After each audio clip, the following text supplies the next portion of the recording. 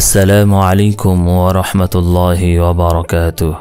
আশা করি আল্লাহ পাকের অশেষ মেহেরবানিতে আপনারা সকলেই ভালো আছেন।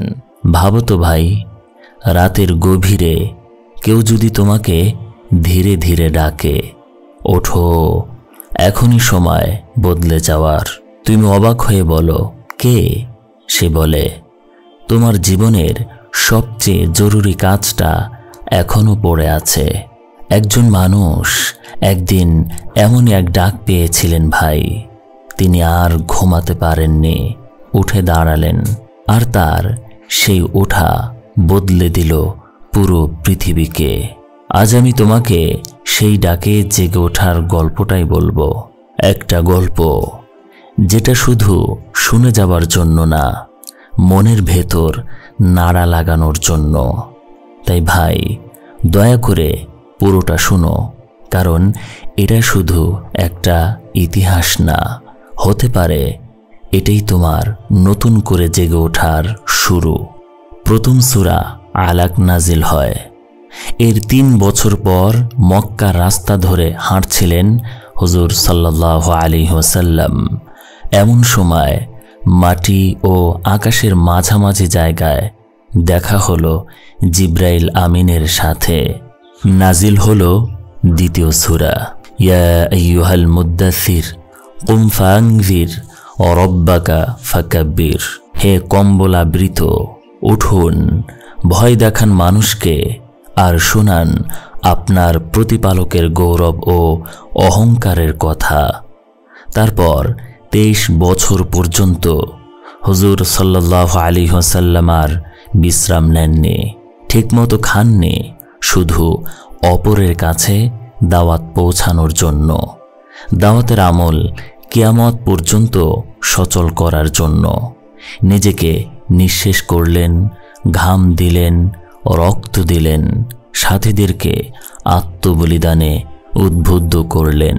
ফোরাত নদীর পানি লাল হলো সাহাবা রাদিয়াল্লাহু তাআলা আনহুম আজমাইনদের রক্তে। তো ভাই, উম্মত হিসেবে আমারও ওই একই কাজ। কিসের দাওয়াত? আল্লাহর পরিচয়, তার রাত সম্পর্কে, তার সিফাত ও গুণাবলী সম্পর্কে। আর নবী করিম সাল্লাল্লাহু আলাইহি ওয়াসাল্লামের পরিচয়, কে তিনি, কি তার পরিচয়, আমাদের জন্যে তিনি কি করেছেন, আর আমি তার জন্যে কি করতে পারি। জন্মলগ্নে মায়ের অন্তরে দিলেন মমতা, আর বুকে দিলেন দুধ। সারা জীবন প্রকাশ করতে হবে সেই নিয়ামতের কৃতজ্ঞতা। এখন আল্লাহর পরিচয় কি? তিনি জীবন ও মৃত্যুর বিধানকর্তা। তিনি জীবনের ভেতর থেকে বের করেন মৃত্যুকে, আর মৃত্যুর ভেতর থেকে বের করেন জীবনকে। তিনি মরা সব উপাদান দিয়ে তৈরি। মরা বীর্যের এক ফোঁটা থেকে তৈরি করলেন জীবন্ত শিশু। জীবন ও মৃত্যু মহান আল্লাহ রাব্বুল আলামিনের সৃষ্টি, অলঙ্ঘনীয় ও অলৌকিক দুটি নিয়ম। আল্লাহ রাব্বুল আলামিন মহান স্রষ্টা। তিনি নানান বিচিত্র প্রাণ তৈরি করেছেন। আফ্রিকার গহীন অরণ্যে এক ধরনের প্রাণী রয়েছে, এদের নাম পান্টুন। পান্টুন 5টা উটের সমান। খিদে পেলে সে 1 পোয়া আফ্রিকান পিঁপড়া খেয়ে নেয়, তার খিদে মিটে যায়। এক ধরনের পাখি রয়েছে যেগুলো ডিম পাড়ে। ডিমটি 5 কাঠার সমান। ডিম পাড়ার সময় হলে মহাশূন্যে উড়ে যায় মেঘের দেশে। সেখানে সে ডিম পেড়ে দেয়। মাধ্যাকর্ষণ শক্তির কারণে ডিম প্রবল গতিতে নেমে আসে নিচের দিকে। ডিমের সাথে পালা দিয়ে সমান্তরালভাবে নেমে আসে পাখি। তার সুতীক্ষ্ণ চোখ দৃষ্টি মেলে দেয় ডিমের ওপর। আকাশ আর মাটি মাঝ পথে থাকার সময় ফাটল ধরে ডিমের গায়ে। দৃষ্টি ক্রমশ তীক্ষ্ণ হয়। তার দৃষ্টির তীব্র প্রভাবে ধীরে ধীরে খুলে যায় খোলস। বেরিয়ে পড়ে বাচ্চা পাখি। ডানা ঝাপটিয়ে ওড়াল দেয় অজানা দেশে। একদিন হযরত মূসা আলাইহিস সালাম আল্লাহ তাআলাকে বললেন, হে আল্লাহ, এই আসমান জমিন কে সৃষ্টি করেছেন? আমি। আল্লাহ তাআলা বললেন, কুল মাখলুক, সমগ্র সৃষ্টির স্রষ্টা কে? আমি। বজ্র নির্ঘোষ উত্তর। এই দুনিয়ার সমস্ত মানুষ তোমার বিরুদ্ধে, কোনো একজনও নেই যে তোমাকে মানে, অবাধ্য। তুমি কি করবে? হে আল্লাহ, চাঁদ তোমার কথা শোনে না, সূর্য পূব দিকে ওঠে না, পশ্চিমে অস্ত যায় না, জোয়ারের সময় ভাটা, ভাটার সময় জোয়ার, রাত্রির সময় দিন, দিনের সময় রাত, শীতের সময় গরম, বসন্তের সময় বর্ষা। বনের হিংস্র পশুরা তোমাকে মানে না, সমুদ্রের জীব জানোয়ার শোনে না তোমার কথা, পাহাড় পর্বত, গ্রহ নক্ষত্র সব তোমাকে অস্বীকার করেছে। গোটা বিশ্ব তোমার বিপক্ষে বিদ্রোহ ঘোষণা করেছে। কি করবে তুমি সেক্ষেত্রে? একটা ছোট পোকা আছে আমার কাছে। শান্ত স্বরে বললেন আল্লাহ রব্বুল আলামিন, হে আল্লাহ, সামান্য একটা পোকা কি করতে পারে? এক লোকমায় সমগ্র বিশ্বজগৎকে গ্রাস করে নেবে সে। বিস্ময়ে হতবিহ্বল হয়ে গেলেন মুসা আলাইহিস সালাম। হে আল্লাহ, সেই পোকাটি থাকে কোথায়? বিমূঢ় মুসা আলাইহিস সালাম কাঁপা স্বরে শুধালেন, এক চারণভূমিতে, বিশাল এক চারণভূমিতে হাজার হাজার পোকা চড়ে বেড়াচ্ছে। কোথায় সেই চারণভূমি? আমার জ্ঞানের রাজ্যে। আমি দেখতে চাই। তুমি তা পারো না। তোমার মস্তিষ্ক এত বড় সৃষ্টির অস্তিত্বকে দেখতে পারে না, ধারণ করতে পারে না। হযরত সুলাইমান আলাইহিস সালাম একবার আল্লাহ তাআলাকে আরজ করলেন, হে আল্লাহ রব্বুল আলামিন, তুমি তো রাজ্জাক, রিজিক দাতা। হ্যাঁ, নিশ্চয়ই রিজিকের ভার আমি নিতে চাই। সুকঠিন দায়িত্ব, তুমি পারবে না। মাত্র 3 দিনের জন্যে। বেশ, দিলাম। হে আল্লাহ, আমাকে সাহায্যকারী দাও। দিলাম। জিন, মানব, হাওয়া আর পাখিদেরকে। সুবিশাল এক লঙ্গরখানায় তৈরি হচ্ছে খাবার দাবার। হাতি শাবককে নিয়ে পরিতৃপ্ত সহকারে খেয়ে চলে গেল। সিংহ তার বাচ্চা কাচ্চা নিয়ে, সবাই খুশি। সূর্য যখন সাগরের বুকে ডুবুডুবু লাল কমলা আবির ছড়াচ্ছে। হযরত সুলাইমান আলাইহিস সালাম জাবর কিতাব তেলাওয়াতে মগ্ন। ঠিক তখন অন্ধকার হয়ে গেল দুনিয়া। 10 দিগন্ত আঁধার করে মহাসমুদ্রের অতল তলা থেকে উঠে এলো অতিকায় এক প্রাণী। ধীর পদক্ষেপে সে এগিয়ে গেল মুসা আলাইহিস সালামের কাছে। সালাম দিল, বলল, খিদে পেয়েছে আমার। বেশ, যাও লঙ্গরখানায়। এগিয়ে গেল অতিকায় প্রাণী। ফিরে এলো একটু পরেই। তার চেহারায় বিরক্তির ছাপ। বোঝা যায় তার খিদে মেটেনি। সুলাইমান আলাইহিস সালাম সে আর্তনাদ করে উঠল, আমার খিদে মেটেনি। কেন? লঙ্গরখানায় খাবার নেই? না, লক্ষ জিন, মানব, বাতাস, পাখি যেখানে প্রতি মুহূর্তে খেয়ে যাচ্ছে, সেখানে খাবার নেই? না, এত বিশাল খাদ্য ভাণ্ডার গেল কোথায়? আমার পেটে। কি?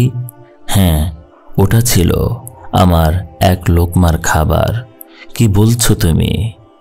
জি পেয়ারা নবী, আমাদের আল্লাহ এমন 3টি লোকমা প্রতিদিন 2 বার করে খেতে দেন আমাদের। 2 বার? জি, 2 বার। আমাকে একা নয়, আমার মতো অসংখ্য প্রাণীকে সাগরের তলায় লালন পালন করেন তিনি, এমনই ভাবে, খুবই সহজে। সুবহানাল্লাহ। জি, আজ পেলাম এক বেলার 1 লোকমা মাত্র। খিদে নিয়ে ফিরে যাচ্ছি। হে মহামানব, আর মূর্খতা করবেন না। এখনই সিজদায় পড়ে জগতের প্রতিপালককে তার দায়িত্ব দিয়ে দিন। সুলাইমান আলাইহিস সালাম তাই করলেন। তো ভাই, স্রষ্টার কত শত অজানা সৃষ্টি মানুষের অগোচরে রয়ে গেছে, কেউ জানে না। আল্লাহ রব্বুল আলামিনের বিচিত্র সৃষ্টি মানুষ। মানুষকে আল্লাহ তাআলা সৃষ্টির সেরা সৌন্দর্য দিয়ে তৈরি করেছেন। তিনি বলেন, লাকাদ খলাকনাল ইনসান ফি আহসানি তাকওয়িম। আমি মানুষকে সৃষ্টির সেরা সৌন্দর্য দিয়ে তৈরি করেছি। চিন্তা করে দেখুন, চোখের কথা ঠিক ঠিক মতো জায়গায় বসিয়ে দিয়েছেন, নাকটি ঠিক মতো সাজিয়েছেন। যদি নাককে বুকে এনে দিতেন তাহলে কতই না বিদঘুটে ব্যাপার ঘটে যেত। একটা চোখকে মাথার পেছনে, আরেকটি চোখকে কপালে বসিয়ে দিলে মানুষকে ভুতুড়ে মনে হতো। একটা হাত বুকে, অন্য হাতটি পিঠে বসিয়ে দিলে কোনো কাজই মানুষ সঠিক ও সহজভাবে করতে পারত না। একটা পা মাথায়, অন্যটা নিচে দিলে অনাসৃষ্টি হয়ে যেত। মুখকে পেটে আনলে বিভৎস দেখাতো। আল্লাহ তাআলা তা করেননি। তিনি অপরূপ করে তৈরি করেছেন মানুষকে। জনক বাদশাহ ও তার স্ত্রী রাত্রিবেলায় রাজপ্রাসাদের ছাদে বসে চাঁদের আলোয় অবগাহন করছিলেন। একসময় আবেগ মথিত হয়ে বাদশাহ বলে ফেলেন, রানী, তুমি চাঁদের চেয়ে সুন্দর। যদি তা না হই, ছলনা করে বললেন রানী, না হলে তোমাকে 3 তালাক। শুনে শিউরে উঠে রানী বললেন, প্রমাণ করবে কি দিয়ে? রাজাও এবার যেন একটু বাস্তবে ফিরে এসেছেন। বললেন, দেখি। দেশের গণ্যমান্য আলেমদের ডাকলেন তিনি। সবাই স্তব্ধ। মানুষ যে চাঁদের চেয়ে সুন্দর কেমন করে প্রমাণ করবেন? কেউ কোনো সহজ কিছু পাচ্ছে না। দেশের সবচেয়ে বড় আলেমের ডাক পড়েছে, তিনিও কিছু ভেবে পাচ্ছেন না, খুঁজে পাচ্ছে না কোরআন হাদিসের কোথায় এই সম্পর্কে পাবেন। হঠাৎ তার মনে হলো, তার কাছে যে অল্প বয়সের কিশোর ছেলেটি পড়ে সে খুবই মেধাবী, সুতীক্ষ্ণ তার চিন্তা শক্তি। কোনো উপায় না পেয়ে তিনি রাত্রিবেলায় চলে গেলেন সাগরিদের বাসায়। তাকে জানালেন জরুরি অবস্থা, দেশের বাদশার বিবির তালাক হয়ে যাচ্ছে, কি করা?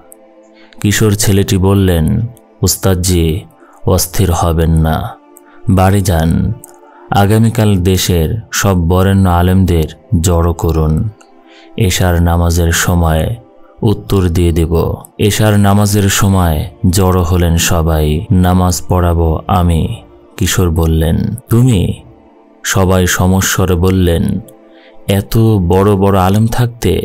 জি, নামাজ ইমামতি দিলেই প্রশ্নের উত্তর পেয়ে যাবেন আপনারা। বেশ, তবে তাই হোক। সবাই বললেন। সূরা ফাতিহার পর পড়লেন আত-তিন আয়াতে এলেন, কিন্তু তিনি পড়লেন লাকাদ খলাকনাল আকমার ফি আহসানি তাকওয়িম। মুক্তাদি লোকমা দিলেন, তিনি আবার একই উচ্চারণ করলেন। মুক্তাদিরা আবার লোকমা দিলেন। এভাবে কয়েকবার পড়ার পর তিনি নামাজ ছেড়ে দিলেন। বললেন, আপনারা নিজেরাই লোকমার মাধ্যমে প্রশ্নের জবাব দিয়েছেন। আপনারাই কোরআনের সাক্ষী দিয়ে বলেছেন মানুষকে আল্লাহ সবচেয়ে সুন্দর করে তৈরি করেছেন। স্বয়ং আল্লাহ তাআলা যখন বলেছেন, শুধু চাঁদ নয়, যাবতীয় সৃষ্টির চেয়ে আমি মানুষকে সুন্দর করে তৈরি করেছি, তখন বাদশার স্ত্রী তালাক হয় কি করে? সবাই একই সাথে বিস্মিত ও খুশি হলেন। বাদশাও হাঁপ ছেড়ে বাঁচলেন। মানুষের কাছাকাছি আরেকটি জাতি সৃষ্টি করেছেন, তা হচ্ছে জিন। জিন মানুষের চেয়ে বেশি, আগুন দিয়ে তৈরি। তাদের খাবার হচ্ছে ধোঁয়া। একজন মানুষের চেয়ে তারা শক্তিমান, দ্রুতগামী, যে কোনো আকার নিতে পারেন। জিন জাতিকে একবার সমূলে ধ্বংস করা হয়েছিল পাপাচারের কারণে। এখনও জিন জাতি অনেক অনিষ্ট করে থাকে। মানুষের পেছনে এরা লেগেই থাকে। ভয়াবহ, ভয়ঙ্কর, বিস্ময়কর আরেক সৃষ্টি ফেরেশতা। আল্লাহ তাআলার সবচেয়ে নিকটতম ও অনুগত। তারা নূরের তৈরি।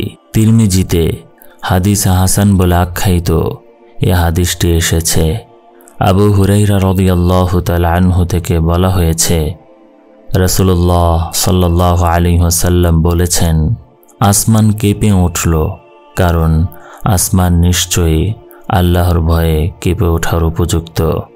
আকাশে 4 আঙ্গুল জায়গা নেই যেখানে কোনো মালাইকা আল্লাহকে সেজদা করছে না। মুসলিম, তিরমিজি ও নাসাই শরীফের হাদিসে রয়েছে। ইবনে আব্বাস রাদিয়াল্লাহু তাআলা আনহু বলেন, আমাকে আনসারদের এক সাহাবী বলেছেন, এক রাতে তারা নবী করিম সাল্লাল্লাহু আলাইহি ওয়াসাল্লামের সাথে বসেছিলেন। আচমকা একটা তারা ছিটকে পড়ল আর জ্বলে উঠল আগুনের মতো।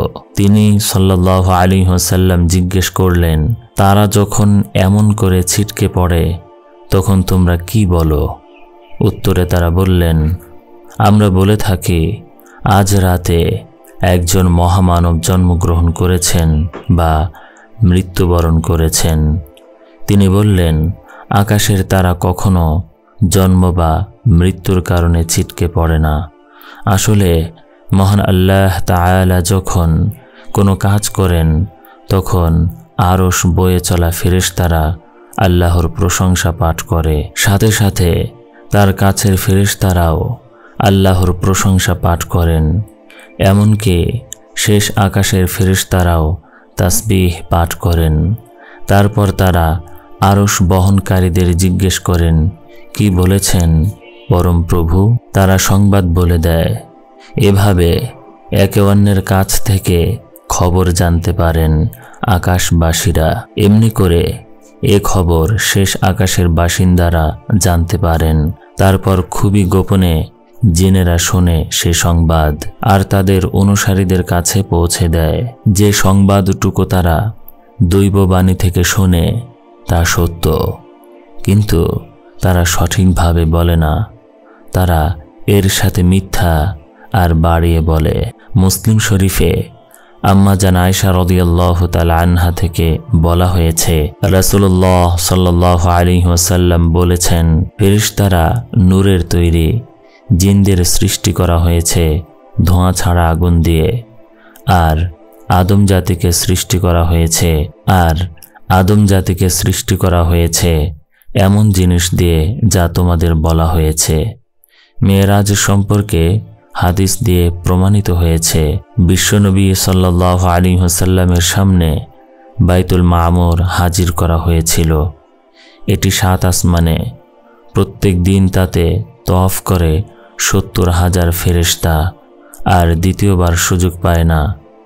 মুহাম্মদ ইবনে নাসির, ইবনে আবি হাতিব, ইবনে জারির, আবু আশ-শাইখ থেকে বর্ণনা করেছেন, আম্মা জান আয়েশা রাদিয়াল্লাহু তাআলা আনহা বলেন, নবী করিম সাল্লাল্লাহু আলাইহি ওয়াসাল্লাম বলেন, আমাকে আরশ বয়ে নিয়ে চলা ফেরেশতাদের একজন সম্পর্কে কিছু বলতে অনুমতি দেওয়া হয়েছে। তার কানের লতি থেকে ঘাড় পর্যন্ত 700 বছরের রাস্তা। আল্লাহ তাআলা বলেন, লাই ইয়াস্তানকিফাল মাসীহু আন ইয়াকুনা আবদান লিল্লাহ ওয়াল মালাইকাতুল মুকাররাবুন ওয়া মান ইয়াস্তানকিফ আন ইবাদাতিহি ওয়া ইয়াস্তাকবির ফাসায়াহশুরুহুম ইলাইহি জামিআ। ঈসা আলাইহিস সালাম কখনো আল্লাহর বান্দা হতে অস্বীকার করেননি, আর তার নিকটতম ফেরেশতারাও আল্লাহর বান্দা হতে অস্বীকার করেনি। আর ফেরেশতাদের কাউকে আসমানের অধিবাসী বলা হয়। তারা রাত দিন, সকাল সাঁঝে ও সারাক্ষণ আল্লাহর ইবাদতে ব্যস্ত রয়েছেন। অন্য জায়গায় আল্লাহ তাআলা বলেন, ইউসাব্বিহুনাল লাইলা ওয়ান নাহারা লা ইফতিরুন। তারা দিন রাত আল্লাহর প্রশংসা ও গুণগান করে, কিন্তু তারা ক্লান্ত হয় না কখনো। তাদের মাঝে কেউ কেউ একের পর এক প্রদক্ষিণ করে বাইতুল মামুর। এদের কেউ রয়েছে জান্নাতের দেখাশোনার জন্যে, বেহেশতবাসীদের সম্মান জানানোর কাজে, আবার কেউ রয়েছে জাহান্নামের জন্যে। তাদের নাম জাবানিয়া। তাদের সর্দার হলো 19 জন। দোজখ রক্ষকের নাম মালিক, তিনি ওই 19 জনের সর্দার। তাদের সম্পর্কে আল্লাহ জাল্লা শানুহু বলেন, وقال الذين في النار لخزنة جهنم ادعوا ربكم يخفف عنا يوما من العذاب।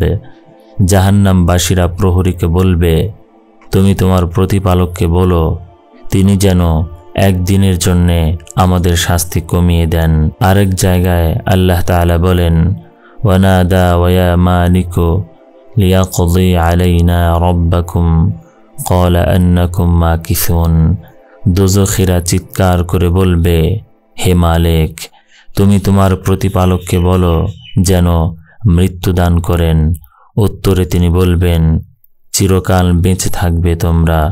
অন্য জায়গায় আল্লাহ তাআলা বলেছেন, আলাইহা মালাইকাতুন গিলাযুন শিদাদ লা ইয়াসুনাল্লাহা মা আমারহুম ওয়া ইয়াফআলুনা মা ইউমারুন। দোজখে ভয়ঙ্কর চেহারার ও নিষ্ঠুর হৃদয়ের ফেরেশতারা আছে, যারা কখনো আল্লাহকে অমান্য করে না, তারা শুধু আল্লাহর হুকুম মেনে চলে। অন্য জায়গায় আল্লাহ তাআলা বলেন, আলাইহা 19 ওয়া মা জাআলনা আসহাবান নারি ইল্লা মালাইকা ওয়া মা জাআলনা ইদ্দাতাহুম ইল্লা ফিতনাতাল লিল্লাযিনা কাফারু। দোজখে 19 জন বিকট চেহারার ফেরেশতা আছে, আর দোজখের ফেরেশতাদের আমি আশ্চর্য ও অদ্ভুত আকারে সৃষ্টি করেছি। আর আল্লাহর সৈন্য সামন্ত সম্পর্কে তিনি ছাড়া অন্য কেউ ভালো জানে না। কিছু ফেরেশতা আছেন যারা মানব জাতির দেখাশোনার কাজে ব্যস্ত থাকেন। আল্লাহ তাআলা বলেন, লাহু মুআক্কিবাতুম মিন বাইনি ইয়াদাইহি ওয়া মিন খালফিহি ইয়াহফাযুনাহু মিন আমরিল্লাহ। মানুষের সামনে পেছনে পালা করে ঘিরে আছে ফেরেশতারা। ওরা আল্লাহর আদেশে মানুষকে নিরাপদ রাখছে। ইবনে আব্বাস রাদিয়াল্লাহু তাআলা আনহু বলেন, কিছু ফেরেশতা মানুষের সামনে ও পেছনে পাহারা দিচ্ছে। যখন আল্লাহ তাআলা আদেশ দিবেন, সাথে সাথে তারা সরে পড়বে।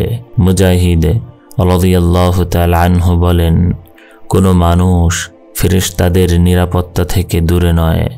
তারা মানুষকে ঘুমে ও জেগে থাকা অবস্থায় জিন, দুষ্ট মানুষ ও পোকামাকড়ের ক্ষতি থেকে নিরাপদ রাখে।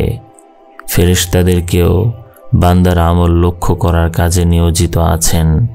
আল্লাহ তাআলা বলেন, ইয ইয়াতালাক্কাল মুতালাক্কিয়ানি আনিল ইয়ামিনি ওয়া আনিশ শিমালি কাঈদ মা ইয়ালফিযু মিন কাওলিন ইল্লা লাদাইহি রাকীবুন আতীদ।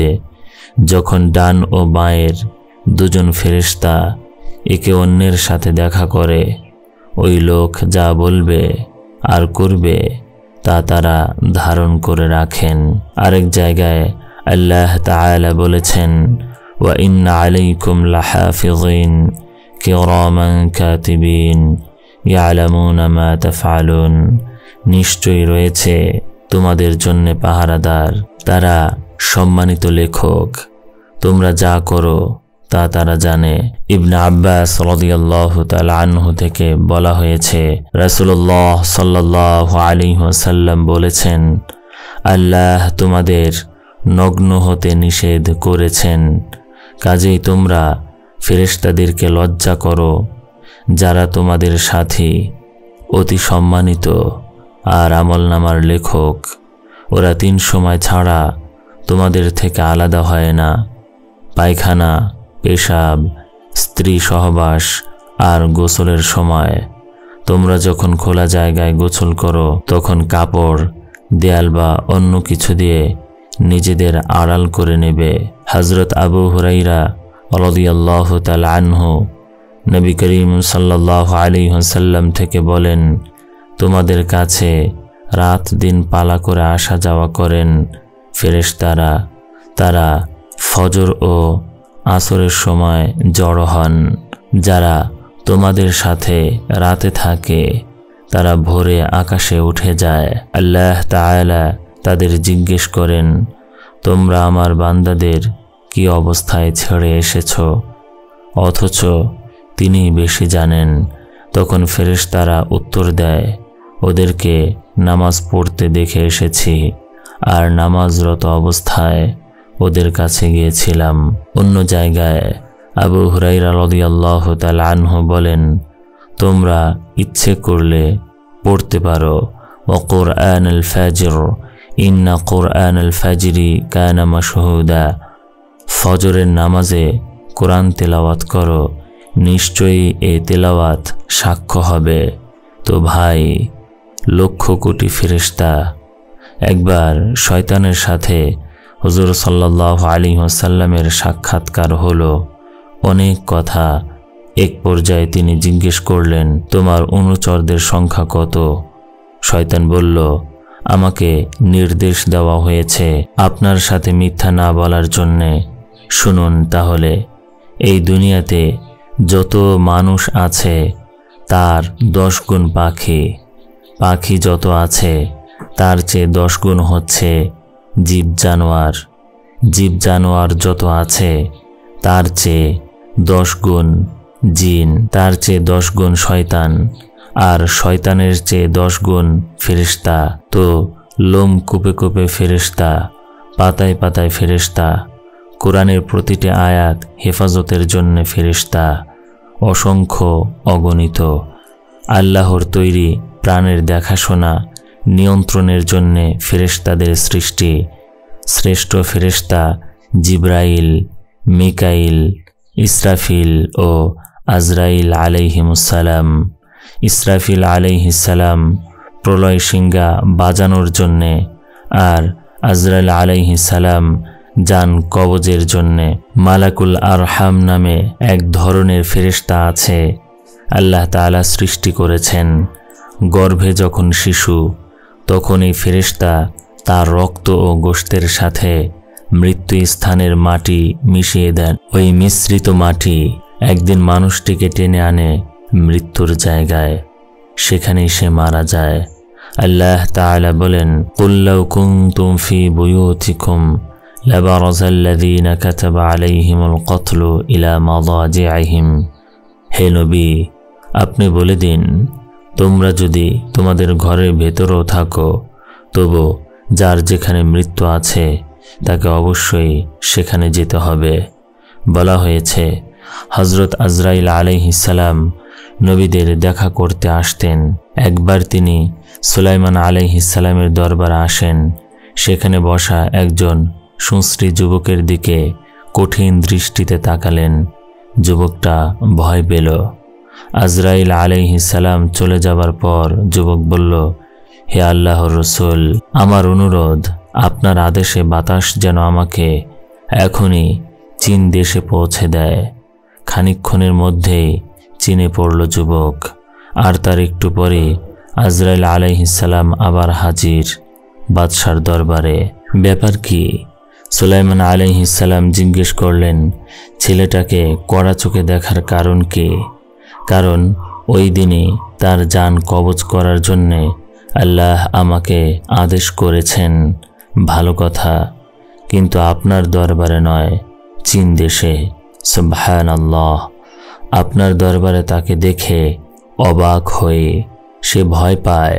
তারপর বাতাসের আগে পৌঁছে যায় চীন দেশে। ততক্ষণ সেও পৌঁছে গেছে নির্দিষ্ট জায়গায়। তার জান বের করে নেই। এক লোক সব সময় দোয়া করত, হে খোদা, আমাকে আর সূর্যের তত্ত্বাবধায়ক ফেরেশতাকে ক্ষমা করো। আল্লাহর অনুমতি নিয়ে একদিন সেই ফেরেশতা ওই লোকের কাছে এলেন। তিনি বললেন, বন্ধু, আপনি আমার জন্যে কেন দোয়া করেন? আমার একান্ত ইচ্ছা আপনি আমাকে আপনার জায়গায় নিয়ে যান। আর একটা ইচ্ছা হচ্ছে, আমার মৃত্যুর সময়টা ঠিক কখন তা আজরাইলের কাছ থেকে জেনে আমাকে বলে দেন। ফেরেশতা তাকে সেখানেই নিয়ে গেল। এবার আজরাইল আলাইহিসসালামের কাছ থেকে মৃত্যুক্ষণ জানার পালা। তিনি আজরাইল আলাইহিসসালামের কাছে গেলেন। আজরাইল আলাইহিসসালাম বললেন, তার মৃত্যু হয়েছে। নির্ধারিত ছিল সে সূর্যে না আসা পর্যন্ত তার মৃত্যু হবে না। ফেরেশতা এসে দেখে সত্যি ওই লোকটির মৃত্যু হয়েছে। হযরত মাকাতিল রাহমাতুল্লাহি আলাইহি বলেন, 7 আসমানে কিংবা চতুর্থ আসমানে 70,000 খুঁটির ওপর একটা সিংহাসন তৈরি করেছেন আল্লাহ তাআলা, নূরের তৈরি। এই সিংহাসনে বসিয়েছেন হযরত আজরাইল আলাইহিস সালামকে। আজরাইল আলাইহিস সালামের শরীরে 4টি পাখা, তার গোটা দেহে দুনিয়াতে যত প্রাণী আছে তার সমান চোখ, তার সমান জীব। ওখানে বসেই তিনি সবার প্রাণ ছিনিয়ে নেন। একবার হুজুর সাল্লাল্লাহু আলাইহি ওয়াসাল্লাম বললেন, মালাকুল মাউতের ডানে বাঁয়ে উপরে নিচে সামনে ও পিছনে 6টি মুখ রয়েছে। ইয়া রাসূলুল্লাহ, 6টি মুখ কেন? সাহাবা রাদিয়াল্লাহু তাআলা আনহুম জিজ্ঞেস করলেন। তিনি সাল্লাল্লাহু আলাইহি ওয়াসাল্লাম বললেন, ডানের মুখ দিয়ে পশ্চাতের, বায়ের মুখ দিয়ে প্রাচ্যের প্রাণীদের জান কবজ করেন, সামনের মুখ দিয়ে মোমেন, পিছনের মুখ দিয়ে পাপীদের, উপরের মুখ দিয়ে আকাশমণ্ডলীর, আর নিচের মুখ দিয়ে জিন ও দানবের রূহ ছিনিয়ে নেন। এমন করে কোন একটা প্রাণীর মৃত্যু হলেই আজরাইল আলাইহিস সালামের দেহের একটা চোখ খসে পড়ে। এক হাদিসে পাকে বলা হয়েছে, আজরাইল আলাইহিস সালামের 4টি মুখ, মাথার ওপরের মুখ দিয়ে নবী ও ফেরেশতাদের আত্মা, সামনের মুখ দিয়ে মুমিন বান্দাদের, পিছনের মুখ দিয়ে দোজখীদের, পায়ের তলার মুখ দিয়ে দৈত্য, দানব, জিন ও শয়তানদের প্রাণ সংহার করে থাকেন। ভিডিওটি ভালো লেগে থাকলে লাইক করুন, শেয়ার করুন এবং চ্যানেলটি সাবস্ক্রাইব করে পাশে থাকা বেল আইকন বাটনটি অন করে রাখুন, যেন আপনার পছন্দের ভিডিও সবার আগে পৌঁছে যায় আপনার কাছে। কমেন্টে আপনার মূল্যবান মতামত তুলে ধরুন, যেন আপনার পছন্দ অনুযায়ী ভিডিও তৈরি করে আপনার কাছে পৌঁছে দিতে পারি।